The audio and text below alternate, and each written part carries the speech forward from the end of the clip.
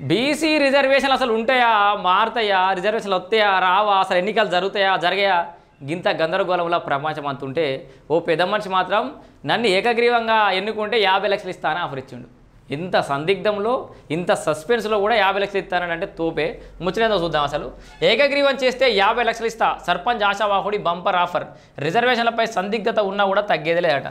మరి 50 లక్షలు పెట్టడానికి సిద్ధమైనోడు ఈ కథ వేరే ఉంటుంది. బీసీ రిజర్వేషన్లకు సంబంధించిన GO-9పై హైకోర్టు స్టే ఇవ్వడంతో ఇప్పటికే ప్రారంభమైన స్థానిక సంస్థల ఎన్నికల ప్రక్రియకు బ్రేక్ పడిన సంగతి మనందరూ తెలిసిందే.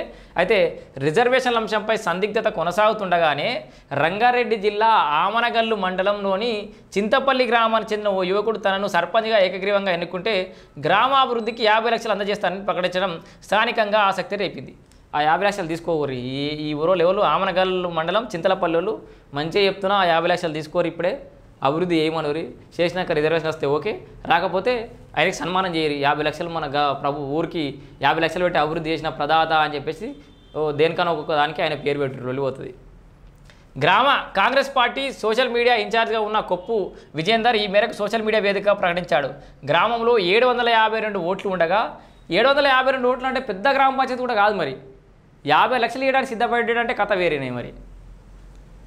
ఓకే, అయితే ఈ రిజర్వేషన్లో సర్పంచ్ పదవి ఎస్సీకి రిజర్వ్ అయింది. అయితే హైకోర్టు స్టే ఇచ్చిన క్రమంలో మళ్ళీ తమకు అనుకూలంగా రిజర్వేషన్ వచ్చి తనను ఏకగ్రీవంగా ఎన్నుకుంటే గ్రామాభివృద్ధికి 50 లక్షలు ఇస్తానని ఆయన స్పష్టం చేశారు.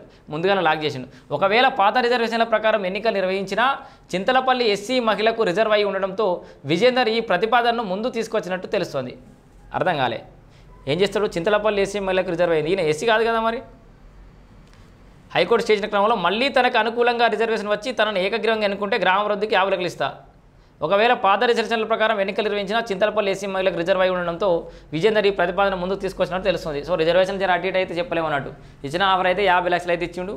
ఆ ఊరిలో ఏమైనా ఉంటే ఆ 50 లక్షలు తీసుకొని ఊరినైతే అభివృద్ధి చేసుకోరు. ఇట్లాంటి దాతలు చాలామంది ముందుకొస్తారు, రాగానే దొరకబట్టుకోరి, ఇచ్చిన పైసలు తీసుకొని అభివృద్ధి అయితే చేసుకోరు. ఇక తర్వాత ముచ్చట తర్వాత ఎన్నికలు ఎప్పుడు నిర్వహించినా సరే, నిర్వహించుకున్నా సరే.